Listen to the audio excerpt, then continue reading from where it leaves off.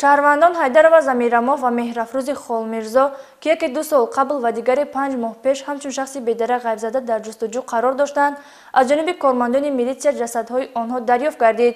در نتیجه بردن کارهای فوری جستجوی از جانب کارمندان شعبه وزارت کارهای داخلی در ناحیه سینا، 2 نفر جوان همچون گمانبر در صادر نمودن جنایت آدمکشی بازداشت گردیدند. شرح این جنایت‌ها در گزارش سیراج‌الدین شکوری.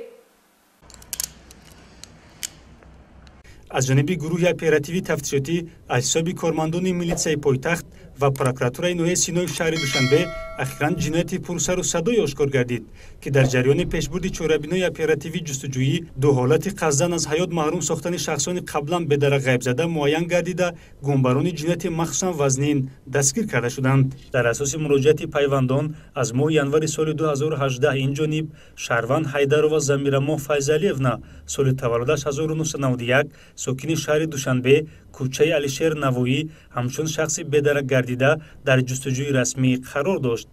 جهتی معین نمودن سبب و عامل‌های غیب زدن او مورد کارکردهای اپراتیوی قرار داده شده. پس از گذشت 2 سال اخیراً سبب به درک گردیدن زمیراموف حیدر و آشکار کرده شد. نوابسته از گذشت 2 سال کارکرد چاره‌بینی اپراتیوی تفتیشاتی و فعالیت یکجایی کارمندان پروکراتورا و میلیشیای ناحیه سینای شهر دوشنبه نتیجه داد. در تپه‌های بالای دهه خرندگان ناحیه ورزاب، موضعی که تخمیناً 50-60 متر چقوری دارد، گروه اپراتیوی تفتیشاتی پروکراتورای ناحیه سینا و میلیشیا از زیر خاک 2 جسد جنسی زن را پیدا نمودند. تشخیص طبی سودی جسدها آشکار کرد که شخصانی فوتیده از مرگ معمولی نه بلکه با راه زورآوری بوغی کردن به هلاکت رسانیده شدند. اکنون پس از دریافت جسدها هر یک کارمند اپراتیوی میلیشیا و پروکراتورا را ضرور بود تا شخصیت جسدها را آشکار و گمانبران صادرکنندگان این جنایت مخصوصاً وزنین را معین و دستگیر سازند و چنین هم شد. در صادر کردن این 2 جنایت آدمکشی شهروندان سفروف دانیار کریموویچ سال تولدش 1992 و راوپوف سعدالله عبداللهویچ سال تولدش 1992 استقامت کنندگان شهر دوشنبه ناحیه اسماعیل سامانی کوچه دهنوکی بالا می باشند. در جریان تفتیشات معین کرده شد که گمبرشونده سفروف دانیار با حیدر و زمیراموف مدتی طولانی است شناسایی و رابطه داشته در زمینه نافهمی و رشک پیوسته او را مورد لط و کوب قرار داده با رفیقش راوپوف سعدالله نقشه قصداً از حیات محروم ساختن نامبرده را طرحریزی نمودند. از جمله ماه ینور سال 2018 سفروف دانیار و راوپوف سعدالله بعد از مورد لط و کوب قرار دادن زمیراموف حیدر و او را در باغچه автомاشین خود جایگیر و با مقصد عملی نمودن نیت ناپاک و جنایتی خود به تپه‌های دهه خرندگان ناحیه ورزاب بردند. از تاریکی شب و نبودن هیچ کس در اطراف استفاده کرده گمانبران از عاجزی حیدر و سوء استفاده برده مورد شکنجه و آزار جنسی قرار داده با یک بیرحمی مخصوص گمانبر شدگان سفروف دانیار و راوپوف سعدالله با راه بوغی کردن او را به هلاکت رسانیدند. سپس به خاطر پنهان نمودن ایزی جنایتشان گمانبران جسد جبر دیده را در چقوری تقریباً 50 متر زیر خاک پنهان کردند. این غاره که شما در نوار می‌بینید این غاری عادی نبوده. در نتیجه پیشبرد کارکردهای اپراتیوی جستجویی از جانب کارمندان شعبه وزارت کارهای داخلی 2 در ناحیه سینا و پروکراتورای ناحیه مذکور 2 نفر جسد شخصیتشان زن که همچون شخصانی گم شده در کفتوکو قرار داشتند یافته شد. ضمن پیشبرد کارهای تفتیشاتی معین کرده شد که این 2 نفر زن از جانب گمانبرشوندگان به قتل رسانیده شده به خاطر رویپوش نمودن ایزی جنایت خود در اینجا آورده دفن کردند.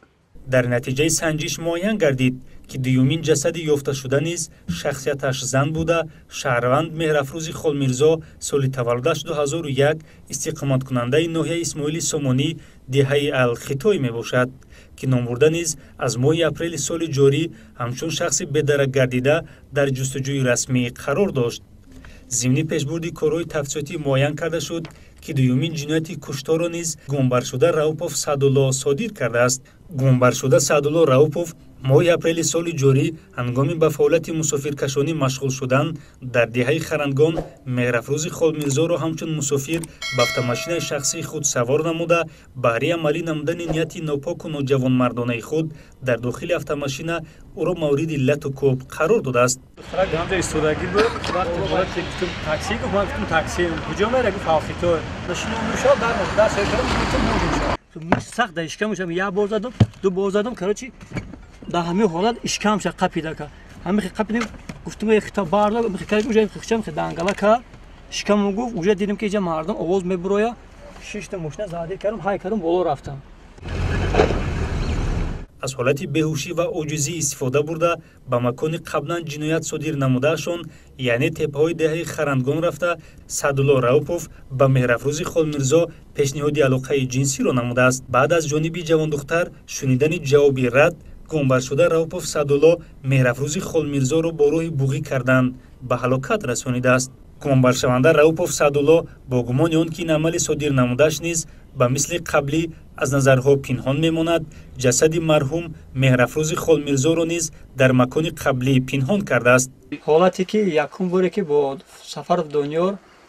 امی زمیرخان رو همه جا وردگی بودیم در همه جا 2 سال و 8 ماه تا حال مقصد زمیرماه را نیافته بودم یکم کس این غور را ندیدگی بود و همه جا هیچکی نمیدونست همه جا ورده پافتم که ایش هم نمیدونه هیچکی. مورد تاسف آن است که این 2 نفر با صادر نمودن 2 حالت جنایتی کشتار 2 نفر را از حیات محروم ساخته عمر جوانی خود را داغدار و آزادی خود را به محبس عوض نمودند. وابسته به حالت‌های مذکور از جانب پروکراتورای نوحه سینای شهر دوشنبه نسبت گمبر شدگان راوپوف سعدالله و سفروف دانیار با ماده 104 قسم 2 کودکس جنایتی جمهوری تاجیکستان پرونده جنایتی آغاز کرده شده برای صادر کردن چنین جنایتی مخصوصاً وزنی آدمکشی گمبران را محروم شدن از آزادی به مهلت‌های طولانی در پیش است.